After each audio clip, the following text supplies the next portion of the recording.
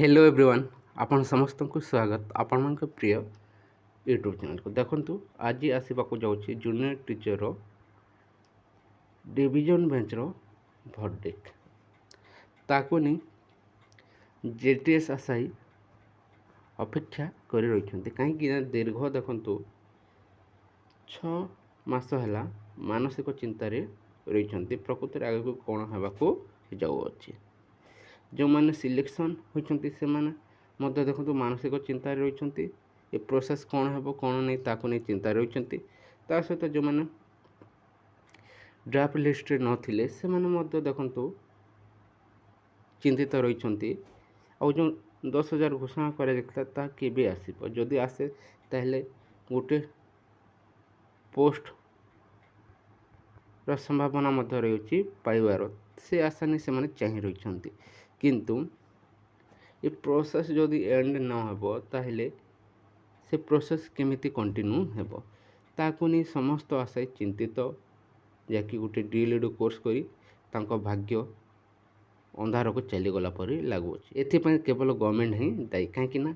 resolution जदि सठिक भाव में लिखि था कि फास्ट आप देखिथे हेल्प डेस्क खोल जाता से हेल्प डेस्क जहाँ कहुला से अनुसार समस्ते एप्लाय कले एप्लाय कर सारा पर लिस्ट आसला से अनुसार किंतु आपणकर रिजोल्यूशन को नहीं जहाँकि 2016 बा 2018 जो भर्डिक्ट आसीला आपणकर से भर्डिक्ट को नहीं देखु चैलेंज कले 2023 से देखु 2018 रिजोल्यूशन सहित किसी सामंजस्य रही ये प्रोसेस को देखु आपणकर चेंज करने सिंगल बेंच रे राय आसला ताको देखु गवर्नमेंट मानिला नहीं आशायी तो जीवे निहाती भाव ऊपर जब कौन आंच आसो निश्चय जीव किंतु गवर्नमेंट जदि कौन भूल हो ना ताले गवर्नमेंट जाई न था ये चिंतित आशायी कहीं ए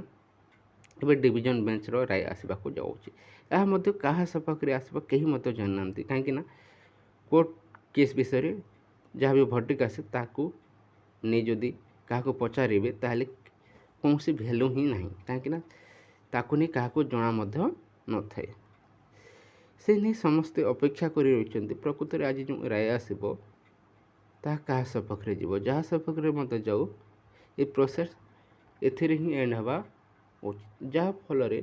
आउ कि जो वैकेंसी आसवाक जाऊँगी ताकू समस्त आशायी मिसिकी स्पीड अप करने चेष्टा करवा ए किसी आशायी देखो सपक्ष जदि राय आसब ना से देखो सुप्रीम कोर्ट जावाई आगे आसबे किंतु ताहा द्वारा किसी लाभ हेब ना गवर्नमेंट रो डिसीजन जदि हाईकोर्ट डिविजन बेंच राय को मानी प्रोसेस शेष करने चाहिए ताहले तांको इच्छा जी जदि सुप्रीम कोर्ट पर्यंत जीवार अच्छे जानतु क्या किए रखी ना गवर्नमेंट ये प्रोसेस को जल्दी शेष करी कंडीशनल जदि देवार अच्छे जल्दी शेष करी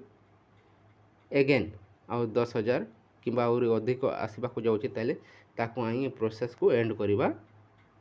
उचित कहीं आग को देखु जो